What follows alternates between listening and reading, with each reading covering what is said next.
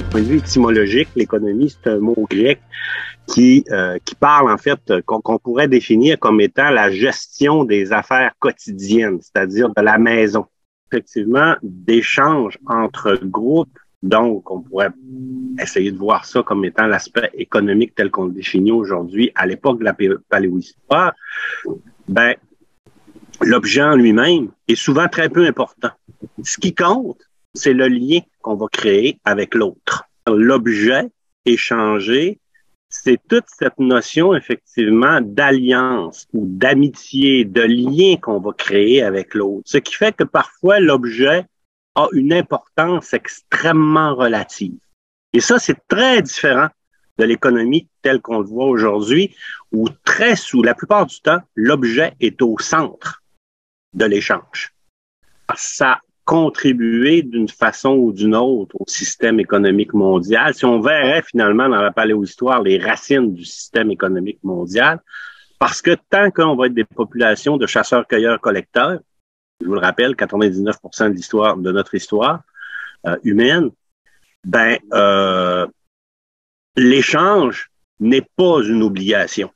Les populations sont, les groupes, les familles, sont avant tout autarciques. Parce qu'on n'est pas en mesure, effectivement, d'être...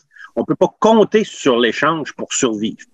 Dans ce contexte-là, l'échange est un plus, mais n'est pas une nécessité. Alors qu'aujourd'hui, on s'imagine mal, je pense, personne ici serait en mesure de vivre de façon autarcique dans notre société. Ils l'échangent, mais ils doivent ramener quelque chose. Ils doivent ramener d'autres choses. Je ne sais pas, mais des coquillages, là, je ne suis pas au courant, là, mais il y a certainement un échange matériel là, qui se fait. Oui. À ce moment-là, il y a une certaine surproduction.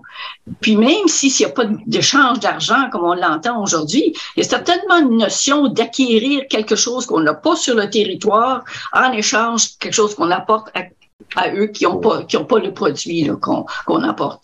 Alors, oui. C'est une forme d'argent, de monnayage, dans un certain sens. On a beaucoup de témoignages sur plusieurs sociétés autochtones où le prestige ne vient pas du fait d'accumuler, mais du fait de redistribuer. Ouais. Et donc, dans ce cas-ci, l'échange pour pouvoir obtenir, mais ce qui pourra ensuite être redonné dans la communauté à travers des festins, à travers des dons ou d'autres occasions est extrêmement important. Effectivement, il y a un moment où la production va passer de subvenir à ses besoins personnels locaux, qui va basculer dans le domaine où on va produire des richesses. Je pense, par exemple, moi, aux productions locales de la poterie, par exemple. Alors, c'est certain qu'au début, on va produire des poteries parce qu'on en a besoin pour son propre fonctionnement. Mais à un moment donné, le potier va commencer à produire davantage. Il va produire parce que son voisin en veut, parce que à Montréal, on en veut, parce qu'à Chicoutimi, on en veut.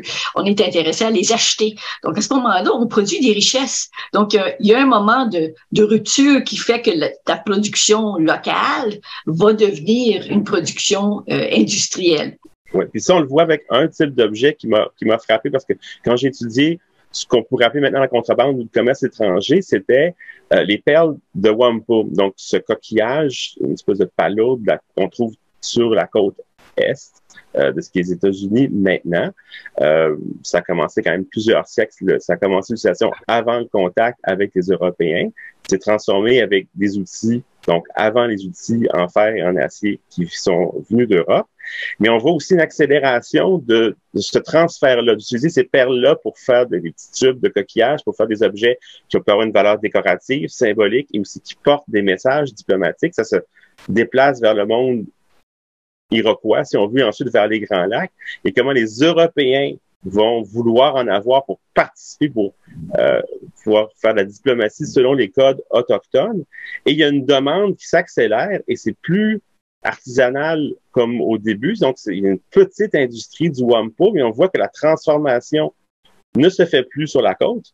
Le coquillage est amené à Albany, dans l'État de New York. On n'est pas tout à fait à côté de l'océan, où ils sont transformés. Et on voit des chiffres. On parle des marchands entre Montréal et Albany, alors que c'est en théorie illégal, s'en échange par des sacs de dizaines, 30 000 perles à la fois. Derrière le vestige se cache l'activité productrice de l'homme, l'effort, le travail.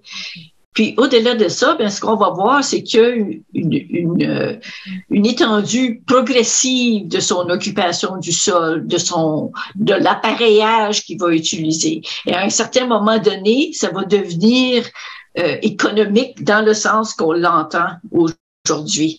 Mais il y a une transition entre l'économie paléohistorique, l'économie familiale, puis l'économie qui est aujourd'hui mondiale. C'est un processus en continu, mais je pense que c'est ça qu'il faut comprendre.